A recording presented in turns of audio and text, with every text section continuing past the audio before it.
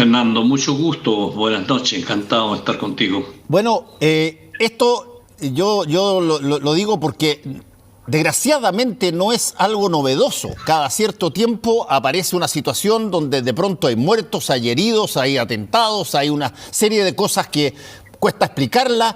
En este caso, como ha pasado otras veces, la policía dice que no llevaba las cámaras GoPro, que se supone tienen que llevar. Los mensajes primarios son bien confusos. Identifican como muerto a una persona que finalmente no está muerta. Hay otro campesino herido. Entonces, la pregunta es, Francisco, ¿qué has podido tú saber si es que podemos ordenar un poco lo que realmente se sabe de información relativamente dato duro de lo que pasó en el día de ayer y anteayer?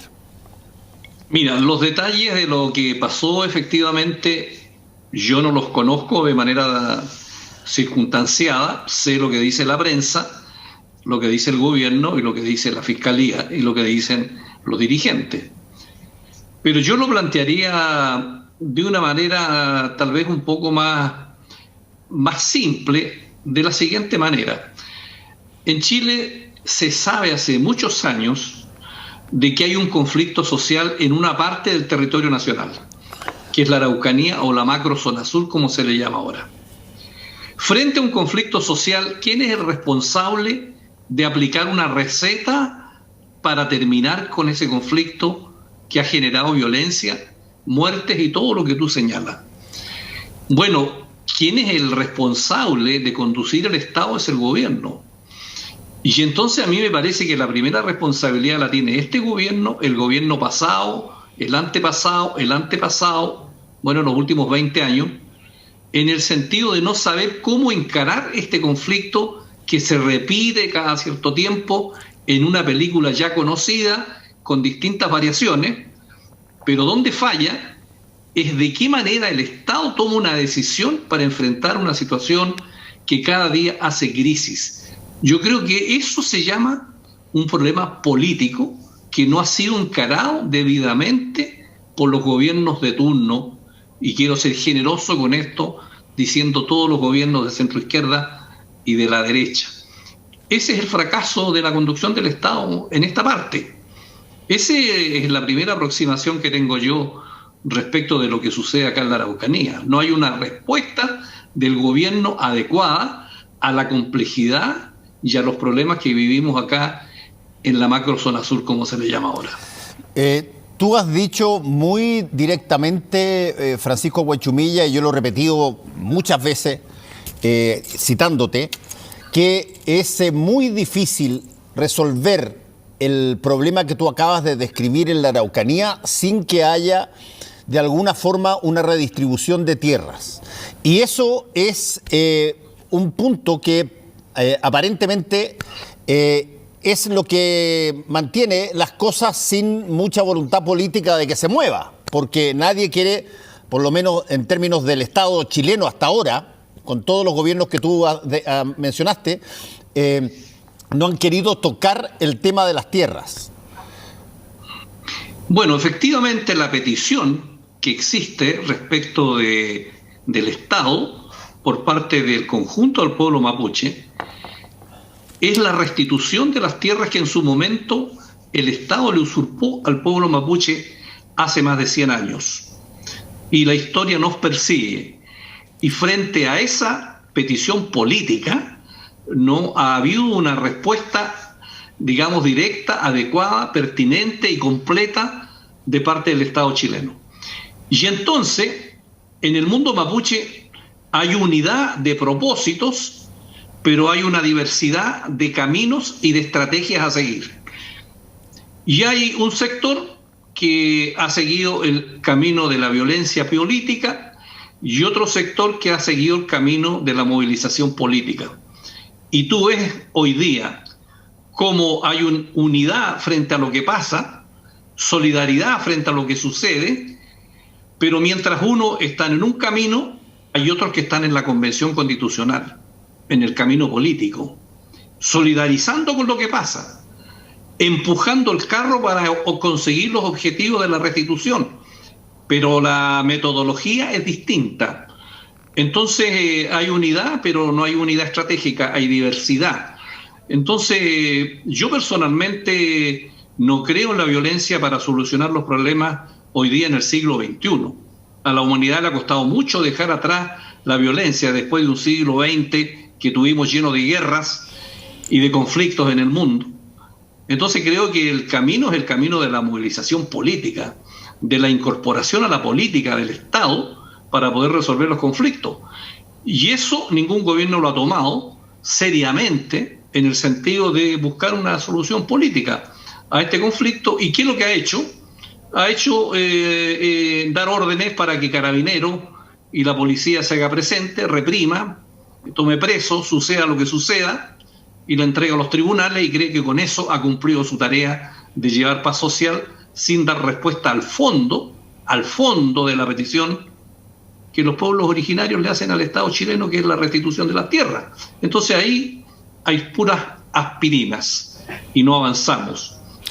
Y estamos como estamos. Ahora, ¿ha habido algún momento donde tú has sentido que esta inercia, digamos, de alguna manera se rompe y que eventualmente se puede conseguir algo? ¿Qué pudo haber hecho, por ejemplo, o qué podría hacer que esta situación por lo menos se canalizara hacia algún tipo de camino consensuado que vaya en la dirección de lo que estás diciendo?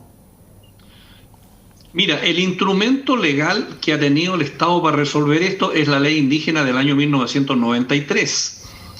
Pero esa ley fue hecha en otras circunstancias y yo creo que quedó obsoleta porque esa ley tiene, como yo he dicho otras veces, un mecanismo de derecho privado, como es la compraventa de tierra, para resolver un problema que es de naturaleza política. Entonces, esa es una camiseta que quedó chica, no le cabe al problema grande que tenemos, y esa ley no se ha modificado en términos de que posibilite, digamos, una solución de fondo. Ahora, ¿qué es lo que pasa? Pasa que el tiempo corre y el mundo mapuche e indígena en general logró, desde el punto de vista político, un gran triunfo al estar en la Convención Constitucional con 17 constituyentes, y hoy día la solución política a este problema lo va a dar seguramente la Convención Constitucional. La solución política como base para llegar a solucionar el problema de las tierras, porque eso ya es un tema un poco más complejo, pero el marco jurídico, la arquitectura que va a permitir entrar al fondo, dejando atrás la ley indígena, lo va a dar seguramente la Convención Constitucional. Y entonces el próximo gobierno se va a encontrar con que va a tener una herramienta jurídica que tiene que hacer la realidad mediante mecanismos políticos nuevamente para conversar con los agricultores, con las forestales, con los dirigentes y ver de qué manera se materializa eso que todos estos años estuvo sin resolver. Ahora, Francisco Huenchumilla, ¿cómo se hace compatible? ¿Cómo a ti te tocó verlo y te toca verlo muy seguido? Pero ¿cómo se compatibilizan esos mundos distintos de raíz mapuche que tú mencionaste, los que persiguen el camino institucional político, el camino democrático, y, por ejemplo, gente que hoy día vimos haciendo el velatorio del muchacho que fue abatido ayer, con armas, fusiles, subametralladoras, en fin? ¿Cómo se entienden esos dos mundos en los mismos territorios? Bueno, lo que pasa es que ese método lo han dicho los dirigentes y está escrito por la literatura de los estudiosos e historiadores mapuches respecto de esa metodología de enfrentamiento con las forestales, con los agricultores, con los camioneros, con el Estado en general. Eso no se desconoce y por lo tanto ese es un método que se está aplicando, pero al lado de ese método hay otro método que es la participación política y como te dije anteriormente, se materializa en la enorme participación relevante que está teniendo la bancada mapuche e indígena en la Convención Constitucional, que tiene que construir un nuevo modelo para Chile. Entonces es compatible. Si lo que pasa es que el Estado o el gobierno no sabe cómo manejarse entre entre lo que está sucediendo. Y el único camino que tenemos desde que tenemos la democracia moderna hace 250 años es el camino del diálogo, y aquí lamentablemente nadie le cree a nadie, y por eso fue que fracasó, entre otras razones, el diálogo que inició el ministro Moreno. Ahora, yo sugerí en su momento traer a alguien de las Naciones Unidas. Se dijo que no, y los senadores acá de la región, conversando con el obispo, bueno, tomamos contacto con una organización noruega quien estaba disponible para venir a iniciar un proceso de confianza, de diálogo, no a una negociación, no a un arbitraje, sino a generar un clima de confianza entre todos los actores, una organización europea de gran prestigio internacional, que ha tenido participación en distintas partes del África y del Asia, en grandes conflictos armados, en los Balcanes también, y por lo tanto estaba disponible para venir para acá. Lo conversamos con el gobierno, con las más altas autoridades del gobierno, para decirle que ellos estaban dispuestos a colaborar y venir a sentarse con todos, y todos estaban también, digamos, muy entusiasmados con que esto sucediera. Lamentablemente no ha pasado nada con eso, con esa posibilidad. Ahora, Francisco Huanchumilla, una de las cosas que probablemente tiene de posibilidad y también de obstáculo es que esto no es primera vez que pasa, no es primera vez en el mundo que hay situaciones donde los estados tienen que lidiar con los pueblos originarios, conversar, buscar alguna solución, generar de alguna manera un puente ahí donde había un abismo.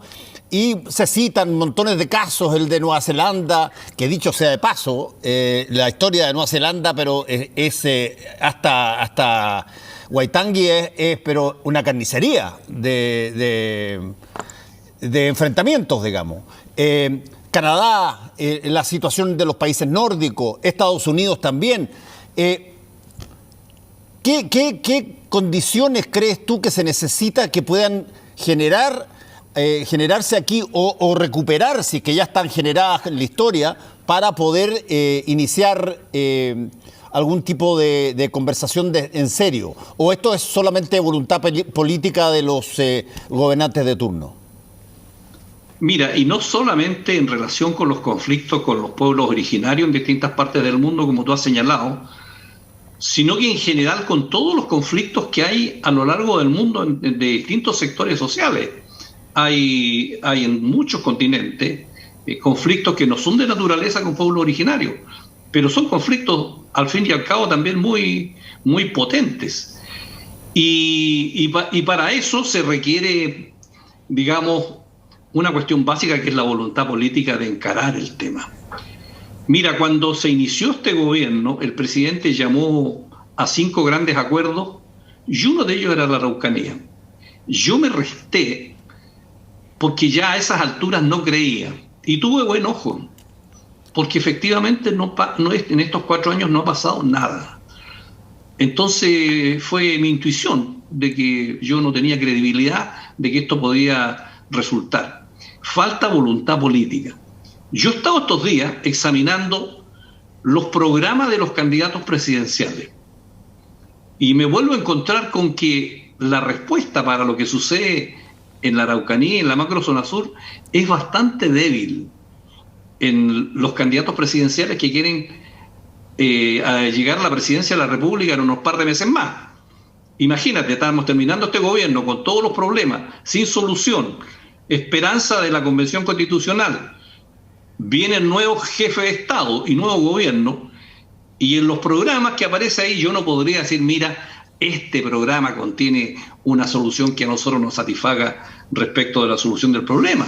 Entonces, yo no sé qué es lo que falta en la clase política dirigente chilena, que no es capaz de entender de cómo podemos entrar a resolver de manera, digamos, de fondo, sustantivamente, el problema que estamos viviendo acá en la Araucanía. Ahora, déjame aventurar una hipótesis, pero dentro del marco de concepción de la formación del Estado de Derecho, en particular en los países sudamericanos y especialmente en Chile, bueno, tú tienes ciertas simbologías, ciertas escenas que te hacen sentir que el Estado de Derecho debe garantizar que funcionan las cosas. Por ejemplo, no me cabe la menor duda que si es que tú tienes militarizada la Araucanía por parte de policía y incluso Fuerzas Armadas, pero también tienes militarizada la Araucanía por estos grupos que tú describiste como grupos que buscan por la vía violenta las cosas y se muestran y salen abiertamente, va a ser muy difícil que, creo yo, la mirada clásica de Chile ante los problemas sea, mira, aquí lo que hay que hacer es conversar, etcétera, etcétera, etcétera, porque la primera intención de las personas que tienen algo que perder en esto va a ser que se aplique el Estado de Derecho y que una vez que esté todo calmado, recién ahí veamos qué pasa. Eso se ha dicho varias veces. Mira, yo creo que el Estado de Derecho es la aplicación de la ley. La ley es una cosa escrita en Chile, tenemos un derecho escrito, pero la forma como tú aplicas la ley, como aplicas las facultades que tú tienes, es una decisión política, es una gestión política, porque tú tienes una ley sobre muchas cosas en Chile, pero a veces las cosas no funcionan no porque falte ley, sino que porque falta la gestión política que tiene que hacerse. Y a mi juicio, lo que falla en Chile no es tanto la posibilidad de tener instrumentos legales, sino que tener una mirada política, la voluntad política, la decisión política de que la violencia no le gane a la política, porque la política excluye la violencia y trata de resolver los problemas por la vía del diálogo, pero no escondiendo los problemas bajo la alfombra, sino colocándolos encima y sabiendo de qué se trata la enfermedad social que tú tienes, y no simplemente echar una mirada por encima y pensando que moviendo unos cuantos carabineros y la policía vas a resolver un problema que es de otro tipo. Así que me parece a mí que la carencia en Chile es carencia política de parte de los distintos gobernantes. Si es que de alguna forma, Francisco Huenchumilla, se pudiera hacer un acto, un gesto, algún tipo de cosa que parezca creíble a todos, que implique cambiar la forma tradicional de abordar este fenómeno, ¿cuál sería ese acto? ¿Basta con, por ejemplo, reconocer a los pueblos originarios en la Constitución o hay que hacer alguna cosa específica respecto de lo que está pasando? Mira, yo diría que si tú me apuras a mí y yo pudiera darle un consejo a algún candidato o candidata, yo diría que hay que hacer tres cosas en Chile. Primero, hay que hacer un acto de reconocimiento de la situación. No hay que pasarse película, hay que mirarse al espejo, hacer un diagnóstico y ver exactamente cuáles son los hechos. Y el Estado chileno tiene que reconocer, como de hecho lo reconoció al aceptar 17 constituyentes de los pueblos originarios, pues ese ya es un gran reconocimiento de que este no es un pueblo monocolor, sino que es un Estado multicolor, plurinacional. Y de hecho así está funcionando la convención, y de hecho la presidenta que preside este nuevo Chile que se está construyendo viene de los pueblos originarios. Entonces hay que tener un primer acto de reconocimiento, y eso significa tener una arquitectura jurídica en la Constitución que dé cuenta de que tú te has mirado al espejo y te has reconocido como plurinacional con distintas vertientes, y que además tienes un problema político que se expresa en lo que pasa en la zona sur. Lo segundo es hacer lo que yo llamaría la reparación pendiente que tiene el Estado con su pueblo originario y específicamente con el mundo mapuche respecto de la restitución de las tierras y respecto del tema de las forestales. Y a eso yo le hago un paréntesis. Eso se complica porque aquí hay actores que están entre medio como jamón del sándwich sin tener velas en este entierro, como son los camioneros, como son los agricultores, de tal manera que el Estado tiene que mediar ahí y ver cómo resuelve ese tema. Porque, por ejemplo, en Nueva Zelanda las tierras mayoritariamente eran del Estado. Aquí las tierras son mayoritariamente de privados. Entonces ese es otro problema político que tiene el gobierno y el Estado en general, pero tiene que haber una reparación. Y en tercer lugar, lo que tiene que haber en Chile es un cambio cultural de aceptar que los seres humanos somos diversos.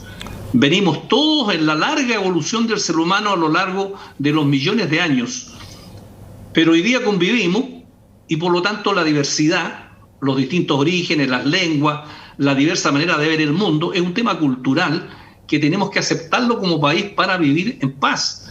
Entonces esos son tres procesos políticos que están pendientes en Chile y que requieren una decisión política, digamos, de los que aspiran a conducir el Estado. Lamentablemente, las respuestas que he visto en los debates presidenciales simplemente rasguñan la superficie, pero no veo una visión sistémica respecto del problema que tenemos. Y en el Parlamento todos los días tú te codeas con gente que este tipo de posibilidades llevado ya a proyectos de ley. ¿Tampoco hace tilín?